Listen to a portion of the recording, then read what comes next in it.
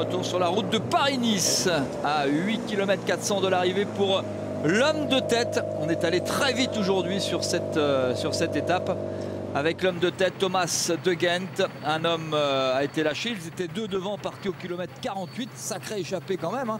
L'étape fait 219 km 500, sacré numéro de cet homme, de Thomas De Gendt. Ça fait presque 180 km d'échappée. Voilà, il arrive dans une partie que l'on connaît bien, se dirige vers la promenade des Anglais. Le suspense n'existe plus. Il va faire un sacré numéro. Il était trop loin au classement général, dommage pour lui. Mais bon, il va inscrire pour la deuxième fois son nom sur une victoire d'étape de Paris-Nice. L'an dernier, la première. Aujourd'hui, en 2012, la septième. La plus longue entre Sisteron et la promenade des Anglais ici à Nice. On a un petit peu changé du côté d'ASO et de Christian Prudhomme et de tous ces hommes. On a un peu changé l'habituelle arrivée du dimanche sur la promenade des Anglais. On avait souvent du suspense. L'an dernier, Tony Martin s'était imposé. Tony Martin, il est dans la galère puisque vous l'avez vu. Si vous étiez avec nous, voici la tête du peloton emmené par les coéquipiers d'Alejandro Valverde.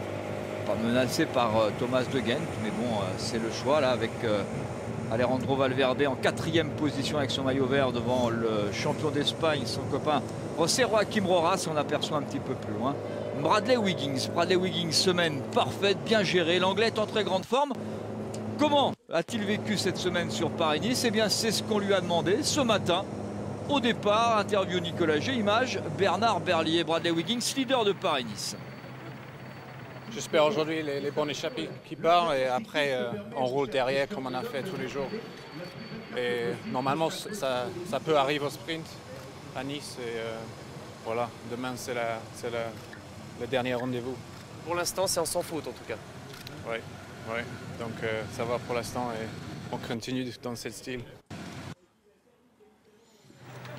Semaine parfaite, concentré, Bradley Wiggins. C'est peut-être, disait Laurent Jalabert, l'année Bradley Wiggins. On en reparlera bien sûr demain à l'occasion de ce final vers le col d'Aise.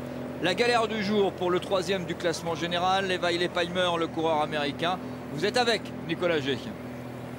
Et nous sommes dans la roue de Levi Leipheimer qui est attendu par 3 de ses coéquipiers, Tony Martin, Nicolas Mas et Kevin Devert.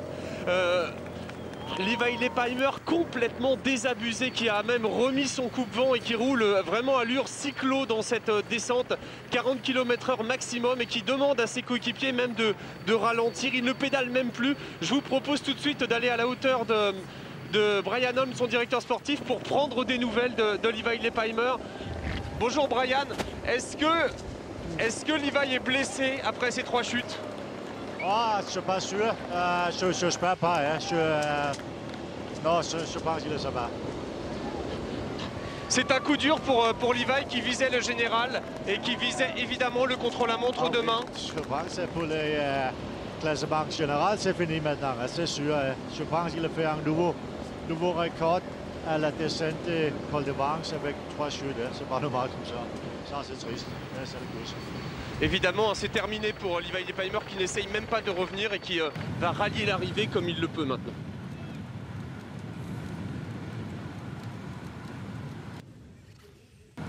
Levi Leipheimer qui vient de s'imposer, c'était fin janvier, sur le Tour de San Luis.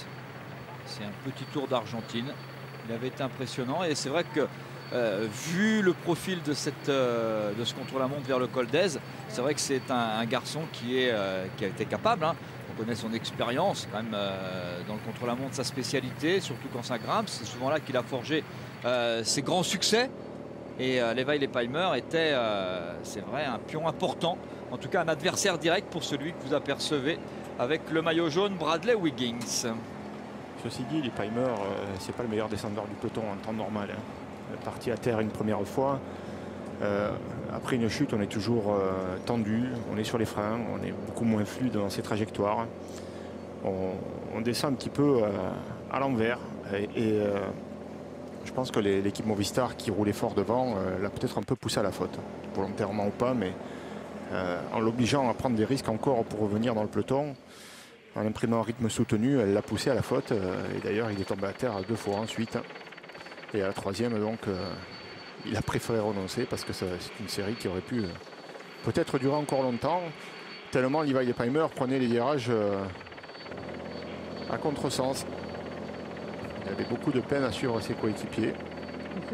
Et on a senti aussi dans les propos de Brian Holm qu'il y avait pas mal de déceptions. 3 chutes dans la même descente, ça fait beaucoup pour un seul homme. Et Riley Palmer qui aura 34 ans cette année, en octobre prochain. Vainqueur notamment du Dauphiné libéré en 2006, du Tour de Suisse l'an dernier. Et qui a gagné sur le Tour de France une étape en 2007, sur le Tour d'Espagne, il a gagné 2 étapes en 2008. Parmi ses grands succès, coureur régulier qui avait déjà couru, lui l'américain, qui était coéquipier de Lance Armstrong ces dernières années, qui avait déjà couru avec des équipes en Europe. Il avait couru 2 ans avec l'équipe de la Rabobank en 2003-2004. Il avait couru 2 ans avec la Gerolsteiner en 2005-2006. Couru aussi chez Astana. Enfin bon, voilà, il a beaucoup voyagé. Lui qui a commencé dans le peloton professionnel en 1997. Qui s'était révélé notamment avec 5 victoires lorsqu'il portait les couleurs de l'équipe Saturne. Ça doit vous rappeler quelque chose avant de signer dans l'équipe de l'US Postal. Et le voilà arrivé cette année comme l'un des leaders de cette équipe Omega Pharma. Épouvantail depuis le début de saison, qui a gagné le Tour de San Luis en Argentine, qui a gagné le Tour du Qatar avec Bonnen, qui a gagné le Tour d'Oman avec Peter Velits et qui pouvait espérer remporter ce Paris-Nice. Équipe qu'on retrouvera en forme, qui a gagné sur ce Paris-Nice avec Tom Bonnen lundi à Orléans au sprint. Gros travail notamment de Sylvain Chavanel. Mais la semaine s'est pas tout à fait organisée comme sans doute on le souhaitait du côté du manager général Patrick Lefebvre. Mais il faudra compter avec cette équipe Omega Pharma Quick Step. Et Tom Bonnen sur ce qu'il nous montre, Sylvain Chavanel aussi, ce sont des garçons que l'on va retrouver début avril. Ce sera en direct sur France 3 tous les dimanches bien sûr, en commençant d'abord début avril par le Tour des Flandres, suivi bien sûr du célèbre et du grand Paris-Roubaix que vous aimez tant. Alors que l'on approche maintenant, vous découvrez la banlieue niçoise.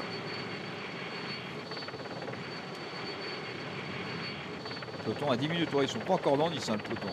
Ils sont un petit peu plus loin. Le peloton est à, allez, on va dire à Saint-Laurent-du-Var. Thomas De Gendt, lui, est quasiment sur le bord de mer. Donc, oui, il est sur la promenade des Anglais déjà. 2 km 500 de l'arrivée. Oui, il est au milieu de la promenade des Anglais. Parce que la promenade des Anglais, c'est près de 6 km. C'est vrai que ça aurait été un beau final. C'était magique pour un sprint massif. Mais de sprint massif, il n'y en aura pas. Un homme seul, Thomas De Gendt, qui va remporter à Nice la 11e victoire de sa carrière. Voilà, 2 km. Une belle volonté affichée, d'abord beaucoup de monde. C'est vrai que la météo s'y prête. Beaucoup de monde pour recevoir cette arrivée en ce samedi après-midi. C'est original. Et puis une vraie volonté ici de la municipalité niçoise d'accueillir le Paris-Nice. Parce que la promenade des Anglais, elle est bloquée depuis ce matin. C'est quand même un axe majeur. C'est un bel hommage rendu à ce Paris-Nice. Par tradition, bien sûr, ça va de soi, s'achève à Nice.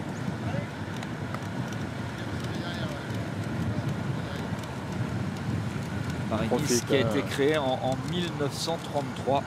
Et la victoire belge d'Alphonse Scheepers.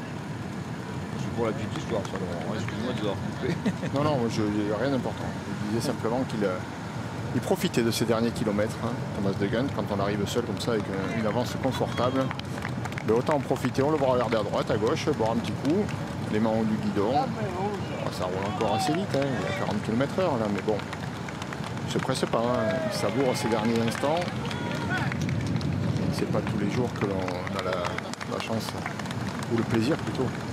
Une question de chance de gagner une course dans le peloton professionnel, donc ça se présente de cette façon là, autant la profiter.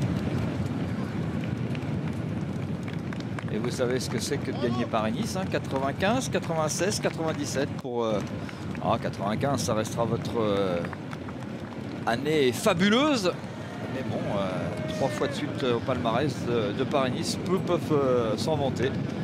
Le record, c'est bien sûr Sean Kelly, 7 fois. Eddy Merckx a gagné 3 fois comme vous. 59, 68, 69, 70, non, 69, 70, 71, pardon. Jacques Anquetil, 4 fois Jacques Anquetil. 5 fois pour, ouais, j'en ai dit 57 Jacques, maître Jacques, 61, 63, 65, 66. Allez, le sacre. L'ovation parce que le public est très nombreux, surpris un petit peu. Lui aussi d'ailleurs, ça se voit. Il va pouvoir en profiter là. Il en a vraiment profité. Ça n'a aucune importance pour lui au niveau du classement général. Mais bon, voilà un garçon que l'on salue. Grande performance. Il a osé. Pourtant ça roulait vite. Parti au kilomètre 48 avec Renta Ramey. Il termine en solitaire. Il a construit sa victoire dans l'ascension du col de Vence.